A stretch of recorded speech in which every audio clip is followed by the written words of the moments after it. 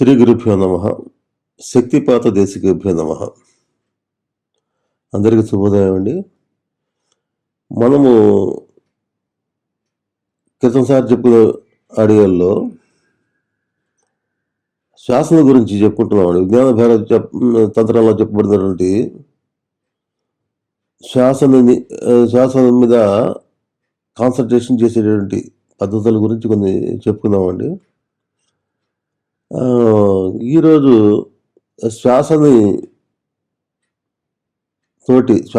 అనుసంధానించటం వల్ల జరిగేటటువంటి ప్రయోజనాలు, శ్వాస మీద మనం దృష్టిని మరల్చడం వల్ల కలిగేటటువంటి ఆధ్యాత్మిక ప్రగతి అనే దాని గురించి ఇది అత్యంత నిగూఢమైనటువంటి రహస్యాలండి ఇందులో చెప్పేవి. ఎందుకంటే ప్రతి ఒక్క సాధకుడు ఎందులో ఉన్న ఏ రకమైన సాధన చేసేటువంటి సాధకులకైనా సరే ఇది అత్యంత ఉపయుక్తమైనటువంటి శాసనం అన్నమాట. అందుకనే మనం అంతకుముందు చెప్పుకున్నాం, ముక్కులోని శ్వాస ముక్తికి త్రవయ విశ్వదాభిరామ వినరవేమ. వేమదేవి శ్వాసను గురించి అంత ప్రత్యేకించి చెప్పడానికి కారణం ఏంటంటే, శ్వాస నీ యొక్క సహజ స్థితికి చేరుస్తుందండి. ఇక ఆత్మస్థితికి దగ్గర చేస్తుంది అన్నమాట. తర్వాత ఇవి ఎట్లా జరుగుతుంది, అది శ్వాసను అబ్జర్వ్ చేయడం వల్ల ఆ స్థితి ఎట్లా వస్తుందంటే, మనం గమనించినట్టయితే మన జీవితంలో మనం ప్రతిరోజు మనం భావాలు కానీ అనుభవాలు కానీ ఆలోచనలు కానీ అనుక్షణం మారుతూ ఉంటాయండి. కానీ శ్వాస మాత్రం ఎప్పటికీ మారదు. గమనించారు మీరు, పుట్టిన దగ్గర నుంచి భూమి మీద పడిన దగ్గర నుంచి కూడా మళ్ళీ చనిపోయే వరకు శ్వాస మనల్ని అంటి పెట్టుకుంటూ అదే మన శ్వాస అనేది ఎప్పటికీ నిరంతరం మనం శ్వాసను పిలుస్తూనే ఉంటాం. మనకు తెలియకుండా జరిగిపోతుంటుంది అన్నమాట ఇది. కాబట్టి నిరంతరం ఉండేది ఏంటంటే అది శ్వాస అన్నమాట. ఈ ఆలోచనలు, ఆలోచనలు, తర్వాత ఇవన్నీ కూడా భావాలు, ఇవన్నీ కూడా ఉద్వేగాలు, అవన్నీ కూడా నిరంతరం మారిపోతుంటాయి. ఒకప్పుడున్నటువంటి మనస్థితి ఇంకోసారి ఉండదు అనమాట. ప్రతి అనుక్షణం మనస్థితిలో మార్పులు వస్తుంటాయి, శరీరంలో మార్పులు వస్తుంటాయి, ప్రకృతిలో మార్పులు వస్తుంటాయి. కానీ నిరంతరం జరిగేది, నిరంతరం అందరిలో జరిగేది ఆ శ్వాస అనమాట. కాబట్టి శ్వాసను గమనించడం అంటే వర్తమానంలో ఉండటం కదా లెక్క అనమాట. శ్వాసను మనం గమనిస్తున్నాం అనుకోండి, అది నిరంతరం ఎప్పుడు దానికి వర్తమానంలో ఉండటం కిందకి వస్తుంది అనమాట. కాబట్టి భగవంతుడు శ్వాస రూపంలో ఒక వరాన్ని ఇచ్చాడు భగవంతుడు. ఇది మన భావాలు, ఉద్వేగాలు, ఆలోచనలు, శరీరం పనిచేయాలన్నా, అంత ప్రాణశక్తి పనిచేయాలన్నా, బాహ్య ప్రకృతిలో ఉన్నటువంటి వీటిని గమనించాలన్నా కూడా ఈ శ్వాస ఉన్నంత వరకే. శ్వాస ఎప్పుడైతే పోయిందో అప్పుడు ఇవన్నీ అనుభవాలు ఉండవు, ఏముండవండి. శరీరం ఉండవు, అనుభవాలు ఉండవు, మనసు ఉండవు, ఏముండవు, అన్నీ పోతాయి అనమాట. కాబట్టి భగవంతుడు ప్రతి వ్యక్తికి ఇచ్చినటువంటి ఒక గిఫ్ట్ అనమాట ఇది. ఇది జీవశక్తి, దైవశక్తి అని చెప్పచ్చు అనమాట. దీన్నే ప్రాణం అంటారు, ప్రాణశక్తి అని అంటారు అందరూ. ఇది ప్రాణశక్తి శరీరంలో అంత ప్రాణంగా ఉండి శరీరంలో దశవిధ ప్రాణాలుగా మారి శరీరంలో జీవక్రియలు నిర్వహిస్తుంటుంది. బాహ్య ప్రకృతిలో కూడా అదే ప్రాణశక్తి జీవజాలాలను సృష్టించి బాహ్య ప్రపంచంలో ప్రకృతిగా ఉంటుంది అనమాట. కాబట్టి అది మహాప్రాణం అంటారు అనమాట, బాహ్య ప్రకృతులు అనమాట. మన జీవుల్లో ఉంటే మన శరీరంలో ఉందని జీవాత్మ, అదే జీవాత్మ నడిపించేటట్టు ప్రాణశక్తి అనమాట. దశవిధ ప్రాణాలు కింద మారుతుంది అనమాట అది. కాబట్టి ఇదండి మామూలుగా ఈ మన దేహాన్ని దేవాలయం అనుకుంటే అందులో వెలిగేటటువంటి దీపం ఏంటంటే ప్రాణం అనమాట. అదే శ్వాస ద్వారా మనలో సమస్త క్రియలు నడిపేటటువంటి ప్రాణం అనమాట. కాబట్టి ఈ శ్వాస లేకపోతే ప్రాణశక్తి పనిచేయదు లోపల. ఆ ప్రాణశక్తి వెలుగులోనే మన మనసు, శరీరం ఇవన్నీ పనిచేస్తూ కనిపిస్తుంటాయి అన్నమాట. కాబట్టి మనలో వచ్చే కదలికలకు అనుగుణంగా ఆ శ్వాస మారుతూ ఉంటుంది. మనలో ప్రతి కదలికకి, ఆలోచనలకి శ్వాసలో కూడా తేడాలు వస్తుంటాయి. అంటే మనకి నిరంతరం అది శ్వాస మనల్ని అంటుపెట్టుకుంటూ ఉంటుంది. మన ఆలోచనలకి, ఉద్వేగాలకి, అనుభూతులకి అన్నిటిగా అది ఒక సపోర్ట్ ఇస్తుంటుంది అనమాట. సపోర్ట్ ఇస్తుంది అనమాట. అంటే మన కదలికలు, ఆలోచన, మనసులో సంకల్పాలు అంటే కొంచెం కోపం వచ్చిందనుకోండి శ్వాస వేగం మారుతుంది. అలాగే మనసు భయం ఏర్పడింది, శ్వాస గతి తగ్గిపోతుంది, కుంచుకుపోతుంది అన్నమాట. శ్వాస భయంతో కొంతమంది కూడా ఊపిరి రాకుండా చనిపోయే వాళ్ళని కూడా చూస్తుంటాం అనమాట, భయంతో, అత్యంత భయంతో అనమాట. అట్లా ఏంటంటే ఈ శ్వాస అనేది మన ఆలోచనలకి, ఉద్వేగాలకి, అనుభవాలకి మూలం అన్నమాట. ఆ శ్వాస మన లోపల ఆలోచనలలో ప్రశాంతత ఉందనుకోండి, శ్వాస కూడా నిరంతరంగా భగవంతుడి ఇచ్చిన శ్వాసను జాగ్రత్తగా మనం ప్రశాంతంగా మానసిక పరిస్థితులు ఏర్పడతాయి. శ్వాస కూడా నియంత్రణలో ఉంటుంది అన్నమాట. మానసికమైనటువంటి అశాంతి ఏర్పడినప్పుడు ఏమవుతుందంటే శ్వాసలో కూడా తేడాలు వస్తాయి అన్నమాట.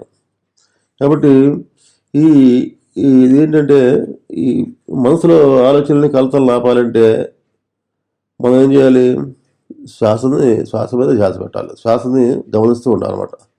శ్వాసని ఒక అబ్జర్వర్ లాగా చూస్తూ ఉండాలన్నమాట. కాబట్టి దీన్ని మనం జాగ్రత్తగా చూసినట్టయితే, శ్వాసని జాగ్రత్తగా మనం అబ్జర్వ్ చేసినట్టయితే ఒక చిన్న శబ్దంతో లోపలికి వెళ్తున్నట్టుగా మనకి అర్థమవుతుందండి. శ్వాస లోపలికి పిలిచేటప్పుడు సో అనేటువంటి శబ్దంతో లోపలికి వెళ్తుంది, మళ్ళీ వదిలేటప్పుడు హమ్ అనేటువంటి శబ్దంతో బయటకు వస్తుంది. ఇదే మామూలుగా సోహం మంత్రం ఉంటారు అన్నమాట. శ్వాసను గమనించడం సోహం మంత్రం. జపం అంటారు దీన్ని. ప్రతి ఒక్కరు కూడా జపం చేస్తుంటాడు. ఏ రూపంలో? శ్వాస రూపంలో చేస్తున్నాడు. ఏం జపం చేస్తుంటాడు? సోహం మంత్రం జపం చేస్తుంటాడు. సోహం అంటే ఏంటంటే నేను దేవుడిని అని చెప్పేసి అని భావం అవుతుంది. సో అనే శబ్దానికి అంటే దేవుడు అని అర్థం అనమాట. హమ్ అంటే నేను, అది దేవుడు నేనే చెప్పేసి భావన, అది మనకు చెప్తుంది అనమాట, నిరంతరం చెప్తుంటుంది అనమాట. అంటే మనం ఈ శ్వాసను గమనించాము ప్రతి ఒక్కడు కూడా. ఆలోచనలకి, అనుభవాలకి, తర్వాత ఆవేశాలకి, వీటికి మనం ఇంపార్టెన్స్ ఇస్తాం తప్పితే ఈ శ్వాస లోపల మనకుండి వీటన్నిటికీ సపోర్ట్ చేస్తుంది కాబట్టి ఆ శ్వాస మనకు దాన్ని గమనించాం అనమాట. భగవంతుడు ఇచ్చినటువంటి ఈ వరమైనటువంటి శ్వాసని యొక్కలో తేడాలను కానీ దానిలో మార్పులు కానీ మనం అసలు గమనించాం అనమాట. కాబట్టి ఇది శ్వాసను గమనిస్తున్నప్పుడు ఏమవుతుందంటే శ్వాస లోపలికి వెళ్ళి బయటికి రావటం అనేది వర్తమానంలో ఉంటాం. శ్వాసను గమనిస్తున్నప్పుడు ఏమవుతుందంటే మనసు కూడా శాంతిస్తుంది అనమాట. ఇది ఒక శ్వాస అనేది మనసుని నియంత్రిస్తుంది, మనసులో ఆలోచనలు నియంత్రిస్తుంది అనమాట. కాబట్టి ఇది ఒక మౌన మంత్రం కిందకు మారుతుంది అనమాట. మౌన మంత్రం అనమాట, మంత్రం కింద మారుతుంది. ఏ మంత్రం? సోహం అనే మంత్రంగా శ్వాసను గమనిస్తుంటే అదే సోహంగా మారుతుంది అనమాట. అది మంత్రం కింద, జపం కింద. మీరు వేరే జపం ఏం చేయక్కర్లా, ఇది ఒకటి చాలన్నమాట. కాబట్టి ఇది మనం ఈ శ్వాస అనేది మన చైతన్యాన్ని లోపలికి తీసుకెళ్ళేటువంటి ఒక తలుపు. దాని కనుక మనం డోర్ ఓపెన్ చేస్తే శ్వాసను దాన్ని పట్టుకొని మనం లోపలికి ప్రయాణం చేయొచ్చు, అంత ప్రయాణం చేయొచ్చు అనమాట. చైతన్యం పూర్ణ చైతన్యం దగ్గరికి వెళ్ళొచ్చు అనమాట. అది ఒక శ్వాస అనేది ఏంటంటే ఒక మన చేతికి చిక్కినప్పుడు మన ఒక తాడు లాంటిది అనమాట. దాన్ని పట్టుకొని మనం లోపలికి వెళ్ళినప్పుడు చైతన్యం లోపలికి వెళ్ళిపోతూ ఉంటుంది అనమాట. కాబట్టి అత్యంత సూక్ష్మ స్థాయిలోకి మన మనసును తీసుకెళ్తుంది అనమాట. ఈ అత్యంత సూక్ష్మ స్థాయిలోకి మనసును తీసుకెళ్తుంటే అంటే ప్రాణశక్తి అంటే మన ఎనర్జీ లెవెల్స్ అది పెరుగుతున్నాయండి. మన ప్రాణశక్తి సూక్ష్మ స్థాయిలోకి వెళ్తుంటే శ్వాస ద్వారా మనం మనసు సూక్ష్మం అవుతూ ప్రాణశక్తి సూక్ష్మం అవుతుంటే ఏమవుతుందండి, మనకి ఎనర్జీ లెవెల్స్ బాగా పెరుగుతాయి అనమాట. అంటే మనసు శక్తివంతం అవుతుంది, తర్వాత శరీరం కూడా శక్తివంతం అవుతాయి. ఎట్లా? నువ్వు దీని ద్వారా ఏంటంటే వర్తమానంలో ఉన్నప్పుడు ఏమైందంటే మన యొక్క శక్తులు వేస్ట్ కావాలన్నమాట. శారీరక శక్తి, మానసిక శక్తి వృధా కావాలన్నమాట వర్తమానంలో ఉన్నప్పుడు. అదే భూత భవిష్యత్ కాలం గురించి ఆలోచిస్తున్నప్పుడు ఏంటంటే నిరంతరం అది వేస్ట్ చేసిన వీటి అరిషడ్ వరకు అది లోదవుతుంటాడు అనమాట. ఆవేశాలకు లోదవుతుంటాడు. భూతకాలంలో జరిగిన సంఘటనలు తలుచుకొని ఆవేశాలు, కోపాలు, ఇవన్నీ కామం, క్రోధం, లోభం, మోహం, మదం, ఆశ్చర్యం ఇవన్నీ వస్తాయి అనమాట. వర్తమానాల్లో ఉంటే చేస్తున్న పని మీద మనం శ్వాస దృష్టిని నిలిపి జాగ్రత్తగా మనం పని చేస్తున్నాం అనుకోండి, ఈ ఎనర్జీ లెవెల్స్ మనసు ఏకాగ్రం అవుతుంది. మనసు ఏకాగ్రం అవుతే మన ప్రాణశక్తి లెవెల్స్ కూడా పెరుగుతాయి అనమాట. ఎందుకంటే మన యొక్క మనసు దేని మీద పెడితే ప్రాణశక్తి దానికి సపోర్ట్ ఇస్తుంది అనమాట. కాబట్టి మనసు చెదిరిపోకుండా ఏకాగ్రపరిచాం అనుకోండి, దాని ద్వారా నీకు ప్రాణశక్తి కూడా ఏకాగ్రం అవుతుంది అనమాట. ఈ రకంగా మనం ఈ మౌనంగా ప్రాక్టీస్ చేస్తే కూడా ఇది ధ్యానంలో మనం ఏంటంటే ధ్యానంలో ఈ సోహం మంత్రాన్ని జపిస్తూ ధ్యానంలో కూర్చున్నప్పుడు ఏం జరుగుతుంది, ధ్యానం చేసినప్పుడు ఏమవుతుందంటే అప్పుడు కూడా ప్రాణశక్తి సూక్ష్మ స్థాయిలోకి వెళ్తుంది అన్నమాట. మనసు సూక్ష్మ స్థాయిలో, ప్రాణశక్తి ఎప్పుడైతే సూక్ష్మ స్థాయిలోకి వెళ్తుందో మనసు కూడా సూక్ష్మ స్థాయిలోకి వెళ్తుంది అనమాట. అంటే ప్రాణశక్తి సూక్ష్మ స్థాయిలోకి వెళ్ళటం అంటే ఏంటంటే శ్వాస యొక్క లెంగ్త్ తగ్గుతుంటుంది అన్నమాట. శ్వాస మనకు వీలుస్ వదులుతుంటాం కదా, మన లోపల తీసుకొని వదులుతుంటాం కదా, అది ఆ లెంగ్త్ దూరం అనేది తగ్గుతుంది. మామూలుగా అయితే సాధారణ మనుషుల్లో శ్వాస 11 అంగుళాలు 11 అంగుళాల కంటే ఎక్కువ ఉంటుందండి. 11 అంగుళాల కంటే ఇంకెక్కువ లెంగ్త్ ఉంటుంది అన్నమాట. మామూలుగా దీర్ఘంగా భారంగా శ్వాస చేసి వదులుతుంటారు మా మామూలు స్థితిలో అనమాట. అది పరిగెత్తినప్పుడు ఇంకా ఎక్కువగా ఉంటుంది, చాలా స్పీడ్గా రన్ అవుతుంటుంది. భయపడినప్పుడు ప్రాణం ఇంకా కుంచుకుపోతుంది అనమాట, ప్రాణశక్తి లెవెల్స్ పడిపోతుంటుంది అనమాట. కాబట్టి ఈ శ్వాసని 11 అంగుళాలకు కనుక కుదిస్తే అక్కడ ప్రాణం స్థిరమవుతుందండి, ప్రాణశక్తి స్థిరమవుతుంది. అంటే మనం ధ్యాన స్థితిలో అది పొందాలి, ఆ స్థితిలో పొందాలన్నమాట. ధ్యానంలో మనం అబ్జర్వ్ చేస్తున్నప్పుడు ఏమవుతుందంటే శ్వాస లెంగ్త్ నెమ్మదిగా తగ్గుతూ ఉంటుంది అనమాట. అదే 11 అంగుళాల దాకా తీసుకొస్తే ఏమవుతుందంటే అక్కడ ప్రాణం స్థిరమవుతుంది, ప్రాణం స్థిరమైతే మనసు కూడా స్థిరమవుతుంది, అంటే ధ్యాన స్థితిలో మొదలవుతుంటాయి అనమాట. అదే 10 అంగుళాలకు కనుక కుదిస్తే ఏమవుతుందండి, వాడు కవిత్వాలు, అదే రకాల కవిత్వాలు చెప్పగలడు. కవి అంటారు చూస్తాట, కవిత్వాలు రకరకాల ఆసుగా కవిత్వాలు చెప్పగలిగే సామర్థ్యం అనేది వస్తుంది అనమాట. రాయగలిగే శాస్త్రాలు అంటే కవిత్వాలు రాయగలిగే కెపాసిటీ, చెప్పగలిగే కెపాసిటీ వస్తుంది అనమాట. అదే 9 అంగుళాలు కుదిస్తే ఏమవుతుందండి, ఆనందం మొదలవుతుంది. 9 అంగుళాల శ్వాసను మనకేంటంటే ఆలోచనలు ఎక్కువగా ఉండటం అనేది దుఃఖం అండి, ఆలోచనలు తగ్గిపోవడం అనేది ఆనందం అనమాట. ఆలోచనలు తగ్గిపోయి మనకి ఆనంద స్థితి అనేది మొదలవుతుంది అనమాట. 9 అంగుళాలకు కుదిస్తే అనమాట.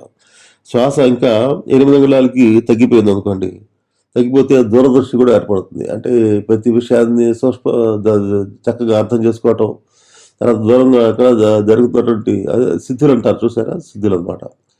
తర్వాత దాన్ని ఊహించి మనం ఒక విషయాన్ని అవగాహన చేసుకోవటంలో చక్కగా అందరికంటే బాగా అవగాహన చేసుకోవటం, ఇటువంటివన్నీ ఏర్పడతాయి అనమాట. తర్వాత 6 అంగుళాలు కుదిస్తే అండి, 6 అంగుళాలకు తగ్గిపోయిందండి శ్వాస, ఆకాశ గమనం అంటే యాస్ట్రల్ ట్రావెల్ లాంటివి వస్తాయండి, యాస్ట్రల్ ట్రావెల్ లాంటివి వస్తాయి అన్నమాట. ఇంకా 4 అంగుళాలకు శ్వాస తగ్గిపోయింది అనుకోండి, ఇంకా అనివాది అష్టసిద్ధులు అంటారు చూసారా, ఆ సిద్ధులు కూడా వస్తాయి. శ్వాస 4 అంగుళాలు కనుక తగ్గిస్తే. అంటే ఏంటంటే మనం అంతకుముందు చెప్పాం, శ్వాస హృదయం దగ్గర నుంచి బయలుదేరి ద్వాదశాంతం చివరి వరకు 12 అంగుళాల దూరం అది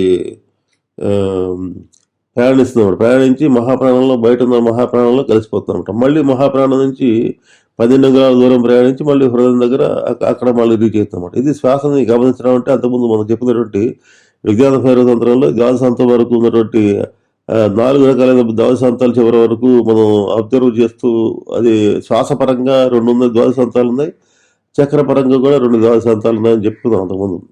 కాబట్టి ఇక్కడ ఏంటంటే ఈ శ్వాస పరంగా మనం శ్వాసని ఇట్లా అబ్జర్వ్ చేసినప్పుడు ఏమవుతుందంటే 4 అంగుళాలకి శ్వాస 12 నుంచి 4కి వచ్చింది అనుకోండి, 4 అంగుళాలకి వచ్చింది అనుకోండి, వస్తే అటువంటి వాడికి అన్ని సిద్ధులు వస్తాయి, సర్వసిద్ధులు ప్రాప్తిస్తాయండి. 2 అంగుళాలు ఇంకా తగ్గింది అనుకోండి, శ్వాస ఇంకా తగ్గింది అనుకోండి, 2 అంగుళాలకి అదృశ్యమైన శక్తి కూడా వస్తుంది. అంటే ఇక్కడ చూడండి, ఇక్కడ దేవతలు ప్రత్యక్షం అవుతుంటారు, మళ్ళీ మాయమైపోతుంటారు. అంటే ఏంటి, ఈ డిఫరెంట్ లెవెల్స్లో శ్వాస తగ్గుతున్న కొద్దీ అది ప్రాణంతో లింక్ అయి ఉంటుంది. కాబట్టి ప్రాణం సూక్ష్మ స్థాయిలోకి వెళ్తూ మనకి ప్రాణంలో ఉన్నటువంటి డిఫరెంట్ లెవెల్స్, మనం 3 డైమెన్షన్లో ఉన్నాం కదా, 4th dimension, 5th dimension, 6th అట్లా వెళ్ళిపోతుంటారు అనమాట.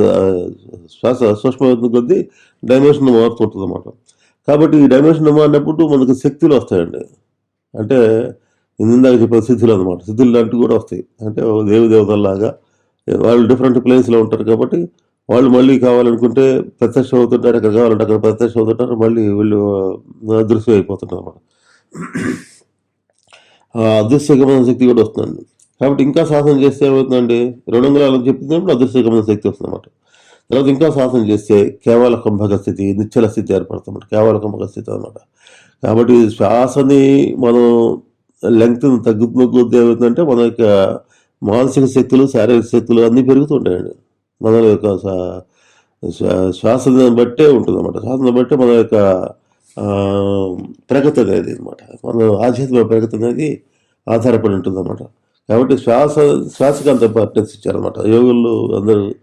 ఎంతో ఇప్పుడు ఆ, గురువుల దగ్గర శుశ్రూషలు చేసిన వాళ్ళకి మాత్రమే ఇటువంటి ఈ రహస్యాలు, శ్వాసకు సంబంధించిన రహస్యాలు వాళ్ళకి ఉపదేశిస్తారు అనమాట. ఉపదేశించి తర్వాత ఈ ఇది ఈ స్థితులు అంటే శ్వాసను తగ్గించుకునేటువంటి దాని మీద కేంద్రీకరణ చేయాలంటే వాళ్ళకి ఏ, అసలు యథార్థం తెలియాలండి. జ్ఞానం కూడా తెలియాలండి. జ్ఞానానికి సంబంధించినటువంటి యథార్థ జ్ఞానం అంటే ఏంటది కూడా కొంచెం అవగాహన ఉండాలి. ఎందుకంటే మన యొక్క ఉద్వేగాలు అవన్నీ కూడా జ్ఞాని ఆలోచించే తీరు వేరుగా ఉంటుంది. ఒక మామూలుగా ఒక సాధారణ వ్యక్తి ఆలోచించే తీరు వేరుగా ఉంటుందండి. కాబట్టి దీన్ని వీళ్ళు ఏం చేస్తారంటే గురువులు శుశ్రూష చేసిన శిష్యులకి వీటి గురించి కూడా చెప్తారండి. దీని గురించి నిత్యానిత్య వివేచన, అసలు శ్వాసను ఇప్పుడు ధ్యానాల్లో కూర్చున్నప్పుడు మనం శ్వాసని అబ్జర్వ్ చేస్తామండి. పనులు చేస్తుంటాము, రకరకాల పనులు చేస్తుంటాము. రోజు దినచర్యలు ఉంటాయి కదా. రోజు ఆఫీసులకు వెళ్ళడం కానీ, ఇంట్లో పనులు చేయటం కానీ, రకరకాల పనులు ఉంటాయి కదా. మరి ఈ పని చేసేటప్పుడు కూడా మనం కష్టమైన పని చేసేటప్పుడు శ్వాస మారుతుంటుంది, లెంక మారిపోతుంటుంది. రకరకాల భయాలు ఉంటాయి, అనుమానాలు ఉంటాయి, ఎన్నో రకాలైనటువంటి అనుభవాలు పొందుతుంటాం అనమాట. దానికి అనుగుణంగా మనకి అనుభవాలకి వాటికి అనుగుణంగా శ్వాస నిరంతరం మారుతుంటుంది. మరి అక్కడ మారుతుంది కదండి. ఇక్కడ మరి తగ్గించదు. అక్కడ ఒక గంట సేపు ధ్యానంలో కూర్చున్నా కూడా 23 గంటలు మరి శ్వాసలో హెచ్చు తగ్గులు మరి మన నిరంతరం ఉంటుంటాయి కదా. వాటిని ఎట్లా తగ్గించుకోవాలి అది చెప్తారు గురువులు. శుశ్రూష చేసినటువంటి అత్యంత దగ్గరగా ఉన్న శిష్యులకి ఆ రహస్యం కూడా చెబుతారు. ఆ రహస్యం గురించి కూడా మనం ఇప్పుడు చెప్పుకుందామండి. అదేంటంటే మన శ్వాస యొక్క ఇప్పుడు ధ్యానంలో ఉండే స్థితిలో మనకి మనం మేల్కొన్నప్పుడు కూడా ఉండాలంటే, జాగ్రత్త అవస్థలో కూడా మనకు అదే స్థితి ఉండాలంటే మనం సాక్షిభావంతో చూడటం అనేది అలవాటు చేసుకోవాలండి. అంటే భగవద్గీతలో కూడా చెప్పింది అదే, సాక్షిభావంతో అబ్జర్వ్ చేయమంట. సాక్షి అంటే నువ్వు చేయట్లే కర్మలు చేయి, కర్మ ఫల ఆసక్తిని వదిలేయమంటాడు అనమాట. కర్మలు చేయటానికి నీకు అర్హత ఉంది. కర్మఫల ఆసక్తిని భగవంతుడు ఇస్తాడు. దాన్ని వదిలేసినప్పుడు దాని యొక్క ఫలితం ఏదైతే ఉందో భగవంతుడు ఇస్తాడు అనమాట. కర్మానికి తగినటువంటి ఫలితం, మనం చేసిన కర్మకు తగిన ఫలితం భగవంతుడు ఇస్తాడని చెప్పాను. అంటే ఏంటి, ఇక్కడ నేననే భావం వదిలేయమంటున్నాడు. వదిలేసి సాక్షి భావంతో ఉండి, స్థిత ప్రజ్ఞతో ఉండి, మానవమానాలు, దుఃఖ దుఃఖాలు, తర్వాత రాగద్వేషాలు వీటికి అతీతంగా ఉండి చేయమంటాడు అనమాట ఆయన. అది భగవద్గీత మొత్తం చెప్పింది అదే. అది అతీతంగా ఉండి స్థిత ప్రజ్ఞతను సంపాదించి ధర్మబద్ధంగా జీవితం గడుపుతున్నప్పుడు ఈ సాక్షిభావంతో చూడటం అనేది అలవాటు అవుతుంది. అంటే మనం నిజ జీవితంలో కూడా మనం ఏం చేయాలి, సాక్షిభావంతో చూడటం అనేది అలవాటు చేసుకోవాలి. ఎందుకని ఈ శ్వాస ఏమవుతుందంటే, ఈ సాక్షిభావం అనేది భావం లేకపోతే శ్వాసలో హెచ్చు దగ్గర నిరంతరం ఉంటుంటాయి. ఏంటి, కోపం వచ్చినప్పుడు శ్వాస పెరగటం, భయం వచ్చినప్పుడు శ్వాస తగ్గిపోవటం, తర్వాత రకరకాల పనులు చేసినప్పుడు మనం నేనందుకొని చేసే ప్రతి పని ద్వారా, మనం చేసేటటువంటి దీని ఆలోచన ద్వారా, మనం నేనందుకొని చేసే స్వార్థపూరితమైన కర్మల ద్వారా నిరంతరం ఏమవుతుందంటే మన ఆలోచనలు ఏమవుతుందంటే ప్రాణశక్తి వెళ్ళిపోతుంది అనమాట, బయటకు వెళ్ళిపోతుంది అనమాట. అంటే శ్వాస ద్వారా మనకు భగవంతుడు ఇచ్చినటువంటి ఆ శక్తి అనేది నిరంతర ఆలోచనల ద్వారా వేస్ట్ అయిపోతుంది అనమాట. కాబట్టి ఆలోచనల్లో మనం సాక్షిభావంతో ఉండటం అనేది ఫస్ట్ ప్రతి సాధకుడు అలవాటు చేసుకోవాలి. శ్వాసను ఒక గంట సేపు చాలామంది ఏంటంటే ఈ సోహం మంత్రం ఏదో గంట సేపు చేస్తున్నానంటే, ధ్యానం చేసేస్తున్నాను, గంట సేపు సోహం మంత్రం చేస్తాను, నాకు ఆ సిద్ధి వచ్చింది అని చెప్పి అవన్నీ అది స్వప్నంలో మనకి వచ్చే కళలు నిజమవుతాయండి. మామూలుగా ఈ ప్రపంచంలో స్వప్నం అనేది మెలుగునప్పుడు తెలుస్తుంది. అట్లాగే అది యథార్థం కాదు. కాబట్టి ఆ రకంగా వచ్చేటువంటి ధ్యాన స్థితిలో వచ్చేటువంటి ఈ రకరకాల కళలు లాంటి స్థితి అనమాట. అంటే అనుభవాలు నీకు ఆ ధ్యాన స్థితిలో కనబడుతుంది అనమాట. యథార్థ స్థితిలో ఏంటంటే నీకు 23 గంటలు కూడా రోజులో ఉన్నటువంటి ఒక గంట కూర్చున్నా మిగతా 23 గంటలు ఎట్లా ఉండాలంటే సాక్షిభావంతో ఉండాలన్నమాట. అంటే ఏంటి సాక్షిభావంతో అంటే, చాలామంది అడుగుతారండి, నేను అప్పు చేశాను, మరి అప్పులు ఎట్లా జరిగితే సాక్షిభావంలో కూర్చోమంటున్నారు, సాక్షిభావంలో కూర్చుంటే నా అప్పులు ఎట్లా జరుగుతాయి, నాకు చాలా కష్టాలు ఉన్నాయి, ఎవరు తీరుస్తారు, చాలామంది అడిగే పరిస్థితి అనమాట. సాక్షిభావం మీరు తేలిగ్గా సాక్షిభావంలో మీకు అన్ని హాయిగా రిటైర్ అయిపోయి మీకు ఏదో ఫిక్స్డ్ ఇన్కమ్ ఉంది మీకు, అట్లా మీకు ఆస్తిపాస్తులు ఉన్నాయి కాబట్టి మీకు సాక్షిభావంలో కూర్చోవడం చేత అవుతుంది. మా బోటి వాళ్ళకి, మామూలు వాళ్ళకి, సాధారణ వ్యక్తులకి సాక్షిభావంలో ఉండటం ఎలా కుదురుతుందంటే అందరూ వేసే ప్రశ్న అదే. ప్రతి ఒక్కడు అదే ప్రశ్న వేస్తారనమాట. దానికి అందులో దానికి సమాధానం ఏంటంటే, సాక్షిభావం అంటే కర్మలను వదిలేయటం కాదండి, కర్మలను వదిలిపెట్టడం కాదనమాట. ఆత్మస్థితిలో నిలబడి నా ఆత్మస్థితిలో నిలబడి తర్వాత మనసుతో ఆలోచించాలండి. శరీరంతో పనులు చేయాల్సిందే. ఈ రెండు వదిలిపెట్టకూడదు. ఆత్మస్థితిలో ఉన్నప్పుడు అంటే ఆత్మ నిశ్చలంగా ఉంటుంది అన్నమాట. అబ్జర్వర్ లాగా మనం ఆత్మస్థితిలో ఉండి అబ్జర్వర్ లాగా ఉండి మనం చేయాల్సిన పనులు బుద్ధి ఇంటలెక్చువల్ కెపాసిటీ భగవంతుడు ఏ రకంగా పనులు చేయాలనేది మనకి బుద్ధి రూపంలో మనకు తెలుస్తుందండి. మనకి ఆ బుద్ధి అనేది కూడా భగవంతుడు ఇచ్చింది. అది ఆ బుద్ధిని సక్రమంగా ఉపయోగించి ధర్మబద్ధంగా మనిషి బతుకుతూ తర్వాత కర్మలు చేయాలండి. కర్మలు వదిలిపెట్టకూడదు. కర్మలు చేయాల్సిన మనకు నిత్య నైమిత్తిక కర్మలని ఉంటాయి. నిత్యం చేయాల్సిన కర్మలు, నిమిత్త కర్మలు ఉంటాయన్నమాట. ఏ సమాజం అయితే నిన్ను ఇంతకాలం నిన్ను పోయి పెంచి పోషించింది, ఆ సమాజానికి ఉన్న రుణాలు ఉంటాయండి. ఆ రుణాలు తీర్చుకోవాల్సిందే. దానికి కర్మ చేయాల్సిందే అనమాట. ఆ కర్మ చేయకుండా ఎవరు ఆగలేరు. ఈ కర్మ ఎలా చేయాలనేది తెలుసుకోవాలన్నమాట. ఆత్మస్థితిలో నిలబడి మనసుతోటి మనం ఆత్మస్థితిలో నిలబడి మనసుతోటి చేసినా కూడా అవి మీకు కర్మస్థంగా మారవన్నమాట. అంటే సమస్యలుంటే ఎదుర్కోవాలి, అన్ని బాధ్యతలు నిర్వహించాలి. ఇక్కడ తేడా ఏంటి? ఇవి నీ శరీరం మనసు ద్వారా జరుగుతాయని చెప్పేసి భావం నీలో ఉండాలి. శరీరం నువ్వు కాదు, మనసు నువ్వు కాదు. ఎందుకంటే లోపల ఉన్న ఆత్మశక్తి లేక శరీరాన్ని సొంతంగా ఆలోచించే శక్తి లేదు. మనసుకు కూడా ఏంటంటే మనసు ఒకప్పుడు ఉంటుంది, ఒకప్పుడు ఉండదు. గాలి నిద్రలో మనసు ఉండదు. కాబట్టి ఎప్పుడు ఉండేది ఏంటి? ఆత్మే. కాబట్టి మన ఆ స్థితిలో ఉండాలి ఎప్పుడు కూడా. ఆత్మభావంతో ఇవన్నీ శరీరానికి మనసుకు మనసు ద్వారా జరుగుతాయని చెప్పేసి వాటిని అదే భావం కలిగి ఉండాలన్నమాట. వాటిని గమనిస్తున్నాననే భావం ఉండాలి ఎప్పుడు కూడా. వాటిని మనం గమనిస్తున్నాము, ఈ కర్మలను అబ్జర్వర్ లాగా ఉండే చూస్తున్నానే భావం ఉండాలన్నమాట. అప్పుడు ఫలితం ఏది వచ్చినా కూడా నువ్వు బాధపడవు. దానివల్ల ఈ గమనిస్తున్నప్పుడు ఏమైందంటే ఒక రకంగా చెప్పాలంటే ఇది భగవంతుడు అప్పగించిన కర్మ.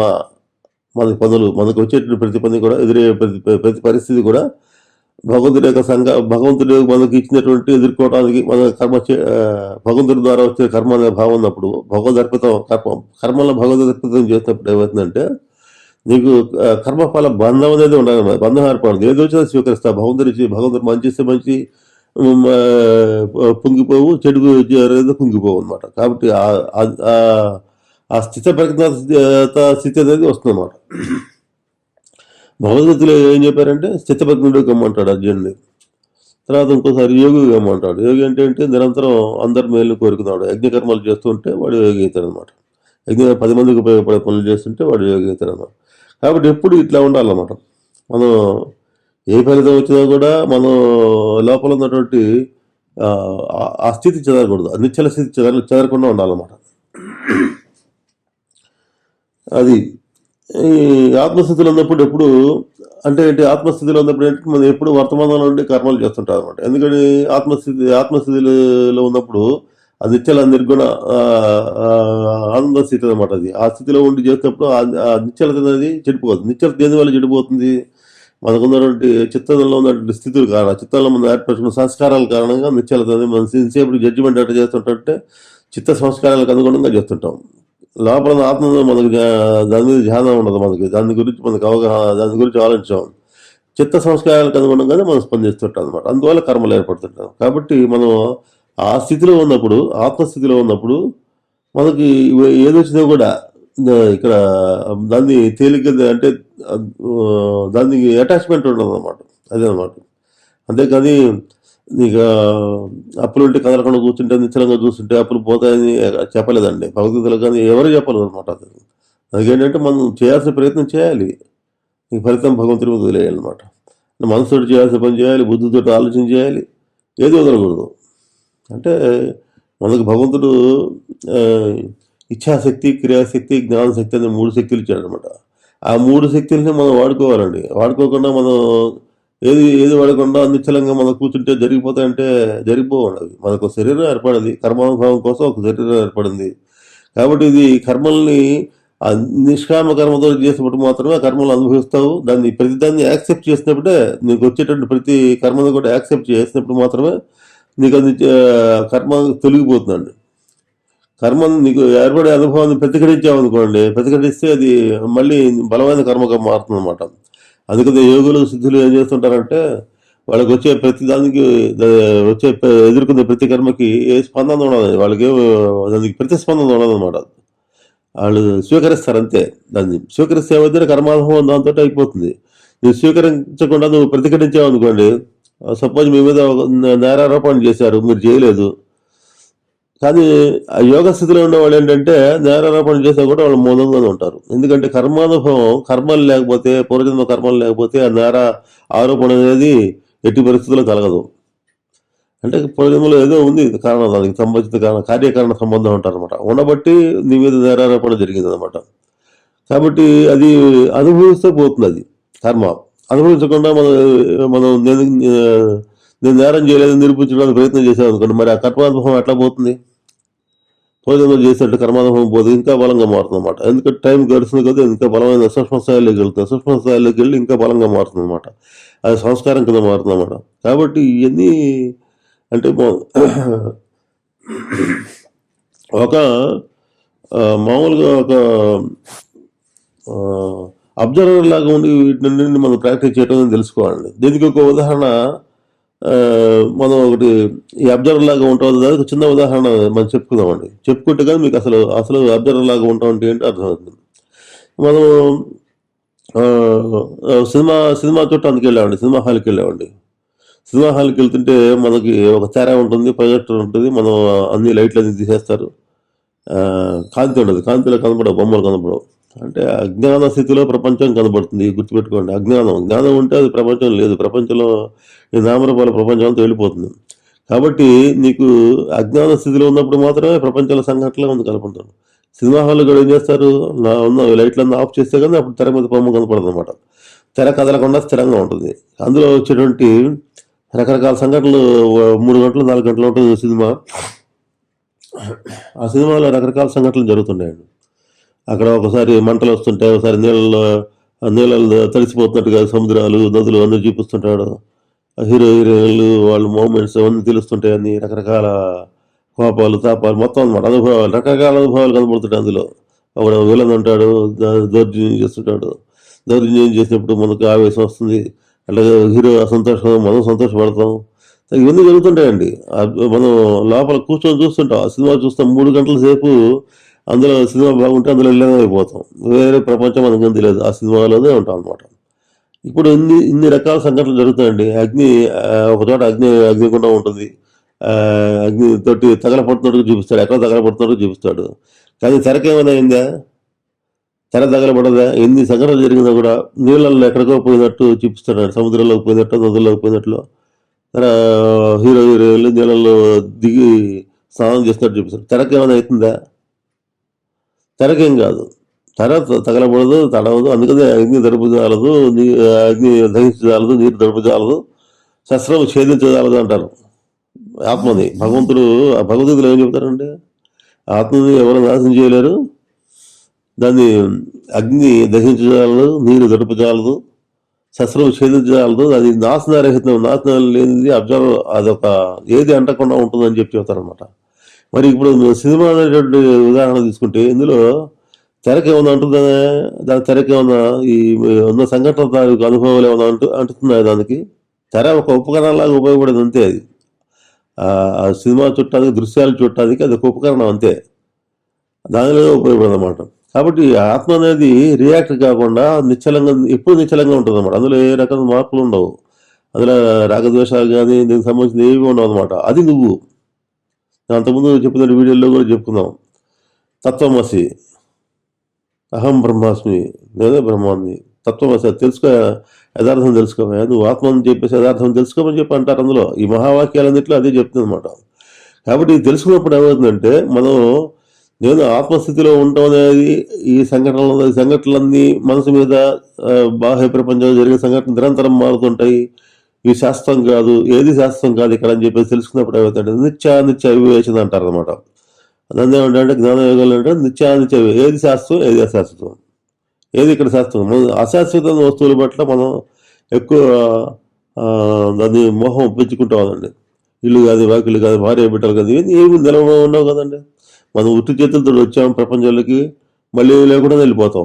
మధ్యలోనే ఇవన్నీ ప్రపంచంలోకి వచ్చేటప్పుడు ఏం తీసుకురావు, వెళ్ళేటప్పుడు ఏమైనా తీసుకెళ్తామో ఏం తీసుకెళ్ళాం. మధ్యలో వచ్చేటువంటి ఈ సినిమా మధ్యలో సినిమా లాంటిది జీవితం ఏదైతే ఉందో అది చూస్తూ మన రెస్పాండ్ అయ్యి మన సినిమా ఇష్టం అనుకోండి మళ్ళీ మళ్ళీ అదే సినిమా చూస్తుంటాం. సినిమా ఇష్టం లేదనుకోండి బయటకు వచ్చేస్తాం. అదే వైరాగ్యం ఉంటుంది. కాబట్టి వైరాగ్య స్థితులు ఏర్పడాలన్నమాట. కాబట్టి నిత్య జీవితంలో స్థిత ప్రజ్ఞతతో ఉంటూ సాక్షిభావంతో ఉన్నప్పుడు ఏమవుతుందంటే నీకు ఈ కర్మ ఫలాల్ని అంటే శ్వాసని ఇప్పుడు సంఘటనల పట్ల రియాక్ట్ అవుతుంటే శ్వాసగతి పెరుగుతుంది. సంఘటనల పట్ల ఏ రియాక్ట్ లేదండి, ఏ రియాక్షన్ లేదండి, శ్వాస ఎప్పుడు ప్రశాంతంగానే ఉంటుంది అన్నమాట. కాబట్టి ఇది నిత్య జీవితంలో సాక్షిభావంతో ఉండటం అలవాటు చేసుకోవాలి. తర్వాత నిష్కామ కర్మ, ధర్మం చేస్తూ ధర్మబద్ధంగా ఉంటూ భక్తిభావంతో, ఇవన్నీ ఎందుకు చెప్తున్నారంటే అది ఈ ఈ రకంగా ఉన్నప్పుడు ఏమవుతుందంటే ఏదో యోగం ఉంటుంది అంటే రీయూనియన్ అనమాట. శ్వాసను ఏం చేయాలి, శ్వాసను లెంగ్త్ తగ్గి చివరికి కేవల కుంభక స్థితి అనేది ఏర్పడుతుంది అన్నమాట. ఇది మామూలుగా దీనికి ఆ స్థితికి రీచ్ కావడానికి ఒక్కొక్కడు ఒక సాధన పద్ధతి చెబుతుంటాడు.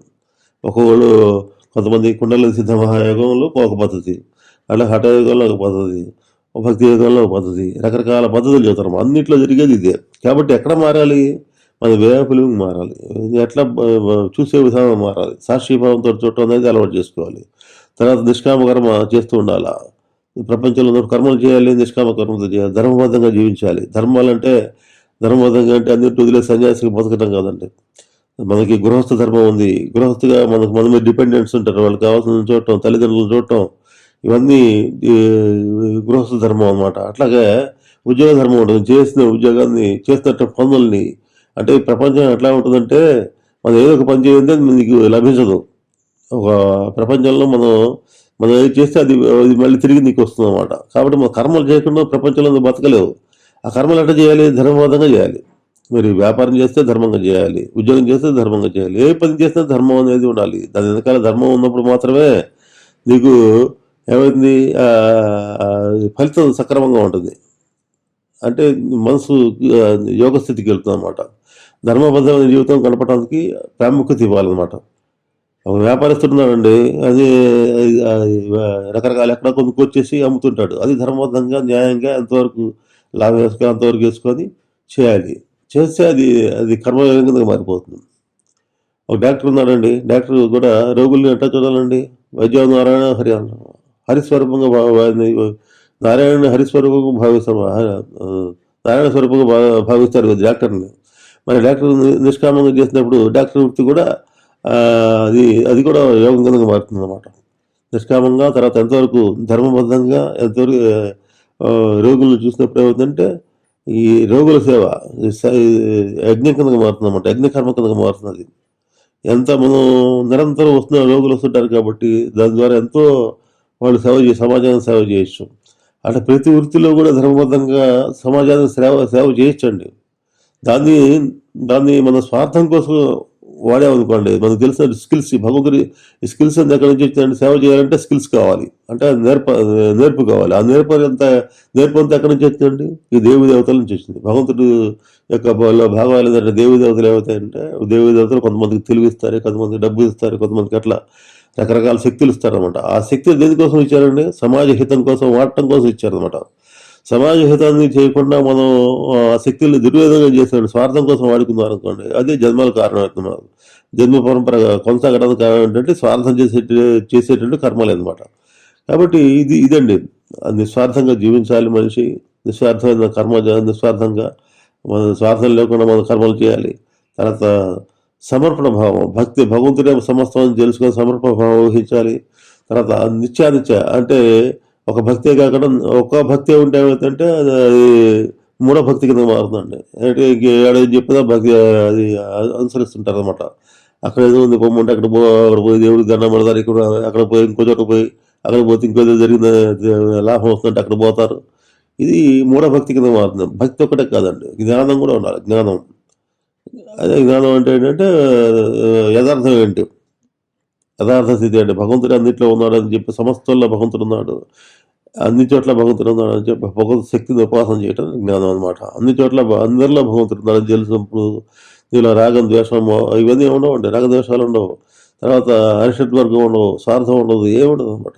కాబట్టి భగవత్ స్థితిని అన్ని చోట్ల అతి సూక్ష్మ స్థాయిలో భగవంతుడే ఉన్నాడు, అణువులో భగవంతుడే ఉన్నాడు, బ్రహ్మాండంలో కూడా భగవంతుడే ఉన్నాడు. అది నువ్వు తెలుసుకున్నప్పుడు, భగవంతుడి యొక్క నిజస్థితిని తెలుసుకున్నప్పుడు ఏమవుతుందంటే నీకు ఇవన్నీ వెళ్ళిపోతాయి, ఏ భయాలన్నీ వెళ్ళిపోతాయి. నీలో ఉంది కూడా భగవంతుడే కదా, నీలో నీలో భగవత్ శక్తి అంటే నువ్వు అన్ని చూడగలుగుతావు, అన్ని చేయగలుగుతావు, అన్నిటికీ మూలమైన శక్తి భగవంతుడి శక్తి నీలో ఉంది. కాబట్టి నువ్వు ఎప్పుడు కావాలంటే అప్పుడు నువ్వు బయటికి వచ్చేటువంటి అవకాశం ఉందన్నమాట.